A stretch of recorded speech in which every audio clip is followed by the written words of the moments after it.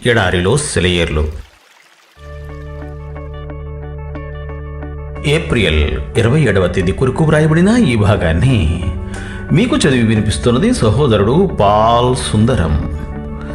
నేను జీవించువాడను, మృతుడనైతిని గాని ఇదిగో యుగ యుగములు సజీవుడనయ్యున్నాను.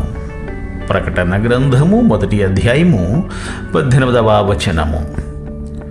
పువ్వులారా, ఈస్టర్ రోజు పూసిన లిల్లీ మొగ్గల్లారా, ఏది ఈ ఉదయం నాకు ఆ దివ్యమైన పాఠాన్ని మళ్ళీ చెప్పండి.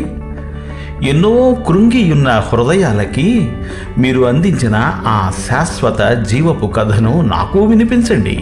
జ్ఞానం నిండిన ఓ పరిశుద్ధ హృదయమా, ఏది మరోసారి నీ పుటలు తిరగేయనియ్యే. చనిపోవడం లాభం అంటూ నీ వందించే నిశ్చయతను మళ్ళీ రుచి చూడనియ్యే. కవులారా, నిత్య జీవపు సూక్తులు ప్రతిధ్వనించే మీ పదాలను మళ్ళీ వినిపించండి. గాయకులారా, ఉత్సాహ గీతాలు అందుకోండి. ఆ పునరుత్థానపు కీర్తనను మళ్ళీ వినిపించండి. చెట్లు, చేమలు, పక్షులు, పురుగులు, ఆకాశం, సముద్రం, గాలులు, వానలు, మీరంతా ఆ సందేశాన్ని క్రొత్తగా వినిపించండి. కిలకిలలాడండి, ప్రతిధ్వనింపచేయండి. ప్రతి అణువులోనూ ఈ మాట స్పందింపచేయండి. గాలంతా ఈ నినాదం నింపండి. మళ్ళీ మళ్ళీ మళ్ళీ మళ్ళీ ఆశ నిశ్చయతగా మారేదాకా, నిశ్చయత అంతా ప్రత్యక్షతలో కేంద్రీకృతమయ్యేదాకా గానం చెయ్యండి. పౌలులాగా మనమంతా చావుకెదురైనప్పుడు జయ గీతాలతో, విశ్వాసపు స్థిరత్వంతో, పవిత్రతతో, పొంగిపొరలే వదనంతో అతిశయించేంతవరకు పాడండి. సమాధి దారిలో మృతుణ్ణి మోసుకుంటూ మ్లాన వదనాలతో మౌనంగా సాగే మానవుల్లారా, సమాధుల వంక ఈ రోజుకి చూడకండి. కళ్ళెత్తి దేవుని మహిమను కలకాలం కనుగొనండి.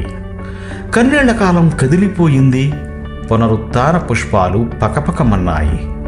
హృదయాలు పులకరించాయి. గుడి గంటలు పిలుపుకి బదులు పలికాయి.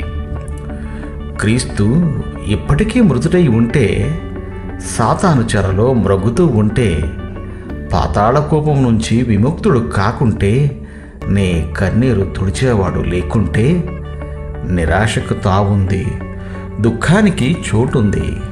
కానీ లేచాడాయన కట్లు తెంచుకొని. మానండిక నిట్టూర్పులు ఇది గ్రహించుకొని. కనీసం ఈ రోజుకి మానండి చిరాకు. ఒక పాస్టర్ గారు తన గదిలో కూర్చొని తాను ఈస్టర్ రోజున ఇవ్వవలసిన ప్రసంగాన్ని రాసుకుంటున్నాడు. హఠాత్తుగా ఒక ఆలోచన ఆయన మనస్సుని మెరుపులా తాగింది. ప్రభువు ఇప్పుడు బ్రతికి ఉన్నాడు. ఒక్క గంతులో ఆయన కుర్చీలోంచి లేచి కాలుగాలిన పిల్లిలా అటూ ఇటూ పచార్లు చెయ్యసాగాడు. క్రీస్తు బ్రతికే ఉన్నాడిప్పుడు. ఒకప్పుడున్నవాడు కాడు ఆయన, ఇప్పుడున్నవాడు. ఆయన కేవలం ఒక చారిత్రాత్మక సత్యం కాదు, ప్రస్తుతం సత్యం, జీవించి ఉన్న సత్యం. ఈ ఈస్టరనిజం ఎంత గొప్పది!